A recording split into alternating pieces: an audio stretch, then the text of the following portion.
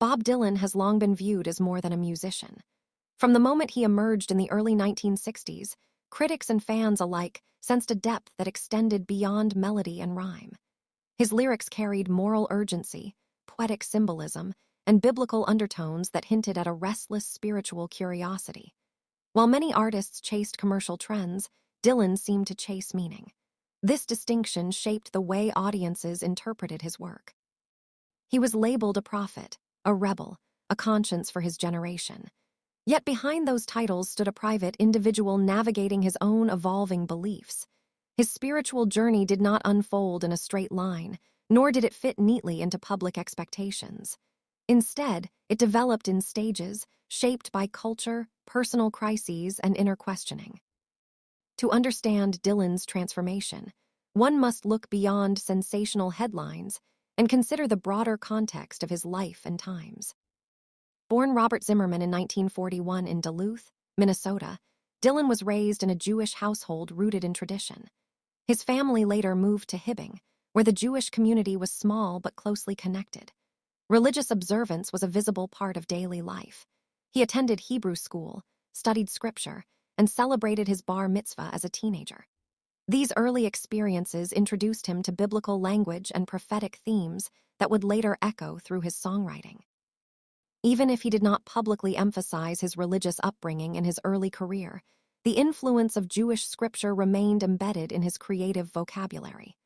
The narratives of exile, justice, and covenant shaped his imagination. Though he would later experiment with identity and image, those formative years established a spiritual framework that never entirely disappeared.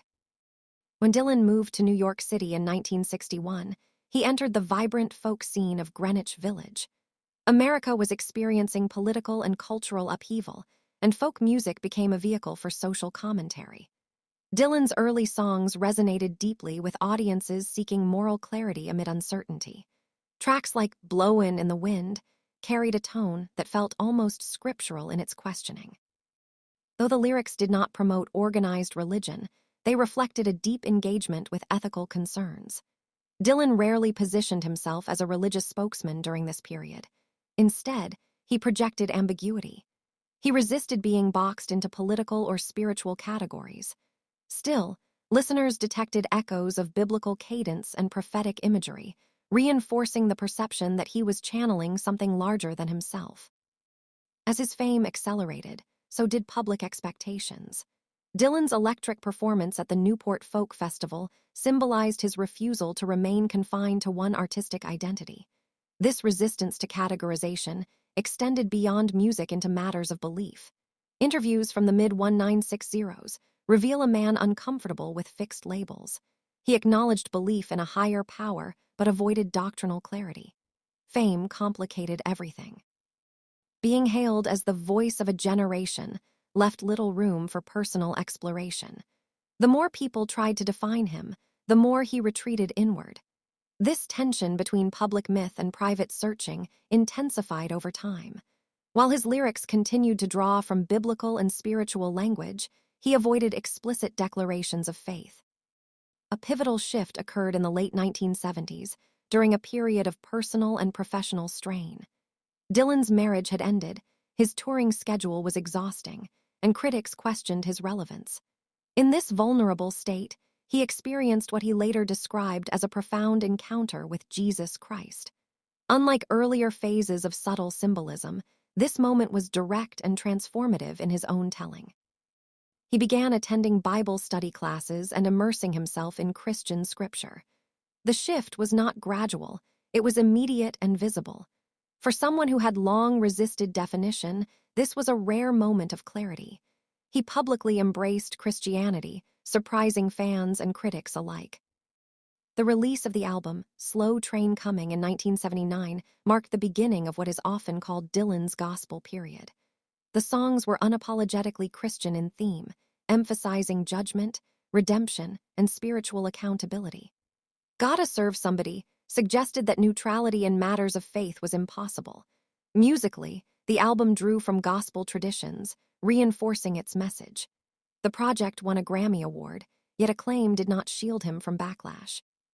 Some fans felt alienated, interpreting the shift as a departure from the social activism that had defined his early years. Others accused him of opportunism. Dylan, however, appeared unconcerned with criticism. He framed his new direction as obedience rather than reinvention. His subsequent album, Saved, intensified the reaction. Concerts during this era often excluded his earlier hits, focusing exclusively on gospel material. Audience responses ranged from enthusiastic support to open hostility. For longtime listeners expecting familiar protest anthems, the transformation felt abrupt. Yet for Dylan, the urgency seemed genuine.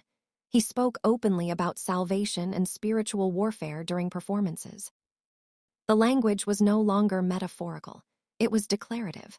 Whether viewed as courageous conviction or controversial pivot, this phase represented one of the boldest moves in mainstream music history.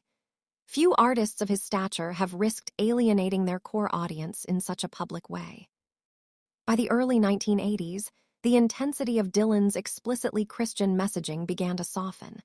Albums like Infidels retained spiritual imagery but abandoned overt preaching. The tone shifted from proclamation to reflection.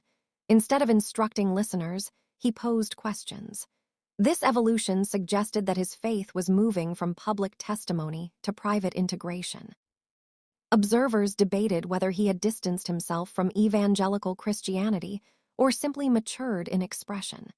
Photographs from this period showed him participating in Jewish religious events, adding complexity to the narrative.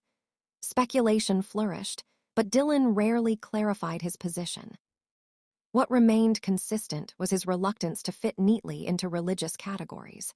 Interviews throughout the 1980s and 1990s reveal a man who believed in divine judgment and spiritual accountability, yet resisted institutional labels. He emphasized personal responsibility before God rather than denominational allegiance. This perspective aligned with his lifelong resistance to confinement. Just as he rejected being permanently defined as a protest singer or rock star, he resisted being permanently categorized as a convert or returnee. Faith, in his view, appeared dynamic rather than static. In later decades, Dylan's music continued to wrestle with themes of mortality and reckoning. Albums such as Time Out of Mind carried a somber awareness of aging and transience. The spiritual undertones remained, though less overtly doctrinal. His voice grew rougher, his packing slower, lending gravity to reflections on loss and accountability. Rather than preaching, he seemed to meditate. The urgency of his gospel years transformed into introspection. Listeners could detect continuity beneath stylistic changes, a persistent awareness that life carries eternal implications. Scholars often note that Dylan's spiritual exploration mirrors broader American religious patterns. Many individuals move between traditions, experiencing seasons of fervor followed by periods of reevaluation. Dylan's journey unfolded publicly, amplifying scrutiny. Yet the pattern itself is not unusual. It reflects a search for coherence in a rapidly changing world. His willingness to follow conviction despite backlash suggests authenticity, even if interpretations differ. The controversy surrounding his conversion underscores how strongly audiences identify artists with specific narratives. Importantly, Dylan never formally renounced his Jewish heritage, nor did he entirely abandon Christian imagery after the early 1980s. Instead, his later work integrates elements from multiple traditions. This synthesis complicates simplistic interpretations. Rather than viewing his transformation as betrayal or reversal, it may be more accurate to see it as expansion. The biblical themes present in his earliest songs reappear in new forms decades later. Continuity exists beneath apparent change. Critics sometimes argue that Dylan's spiritual shifts reflected external influence rather than internal conviction. Yet those close to him during the late 1970s describe a period of intense personal study and contemplation. He enrolled in Bible classes and engaged deeply with Scripture. Such sustained involvement suggests more than passing curiosity. At the same time, the eventual softening of explicit messaging indicates ongoing evolution rather than fixed certainty. His path resists simple conclusions. The broader cultural context of the 1970s also matters. America experienced religious revival movements alongside political disillusionment. For some artists, spiritual exploration offered grounding amid instability. Dylan's turn toward Christianity occurred during this climate. However, his subsequent retreat from overt evangelism demonstrates independence from trends. He neither remained a spokesperson for revivalism nor returned fully to earlier secular postures. In interviews during the 2000s, Dylan continued to reference belief in divine order and judgment. He spoke of destiny and accountability in ways that transcended denominational boundaries. These comments reinforce the impression that spirituality remains central to his worldview. Even when not foregrounded, faith informs his artistic sensibility. The tension between revelation and ambiguity continues to define his voice. Ultimately, Dylan's spiritual transformation appears less like a single turning point and more like an ongoing pilgrimage. The dramatic conversion narrative of 1979 captures one chapter, but not the whole story. His earlier Jewish upbringing and later eclectic spirituality form part of a continuum. Each phase reflects both personal struggle and cultural interplay. Rather than settling into final answers, he continues to circle enduring questions. For audiences, this complexity can be challenging. People often prefer clear narratives of conversion or rejection. Dylan offers neither. He embodies tension, contradiction, and sincerity coexisting. That refusal to simplify may be precisely what makes his journey compelling. It mirrors the lived experience of many who wrestle with belief over decades. From a documentary perspective, his spiritual evolution enhances rather than diminishes his legacy. It demonstrates artistic courage and personal vulnerability. Few public figures risk alienating supporters for the sake of conviction. Whether one views his gospel era as awakening or exploration, it undeniably reshaped conversations about faith in popular music.